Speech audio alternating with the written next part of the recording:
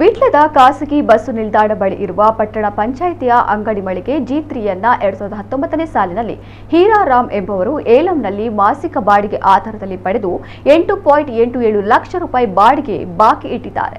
ಈ ಹಿನ್ನೆಲೆಯಲ್ಲಿ ಬಾಡಿಗೆಯನ್ನು ಪಾವತಿಸಲು ಹಲವಾರು ಬಾರಿ ನೋಟಿಸ್ ನೀಡಿದ್ದರೂ ಕೂಡ ಬಾಡಿಗೆ ಪಾವತಿಸದೆ ಪಟ್ಟಣ ಪಂಚಾಯಿತಿಗೆ ವಂಚಿಸಿ ಅಂಗಡಿಗೆ ಬಾಗಿಲು ಹಾಕಿ ಹೋಗಿದ್ದು, ಪಟ್ಟಣ ಪಂಚಾಯಿತಿಯ ಸಾಮಾನ್ಯ ಸಭೆಯ ತೀರ್ಮಾನದಂತೆ ಸದ್ರಿ ಅಂಗಡಿಯನ್ನ ಪಟ್ಟಣ ಪಂಚಾಯಿತಿಯ ಮುಖ್ಯಾಧಿಕಾರಿ ಕರುಣಾಕರ ವಿ ಅವರ ಮಾರ್ಗದರ್ಶನದಲ್ಲಿ ಪೊಲೀಸ್ ಸಿಬ್ಬಂದಿಯ ಸಮ್ಮುಖದಲ್ಲಿ ಪಂಚಾಯತ್ ವಶಕ್ಕೆ ಪಡೆಯಲಾಗಿದೆ.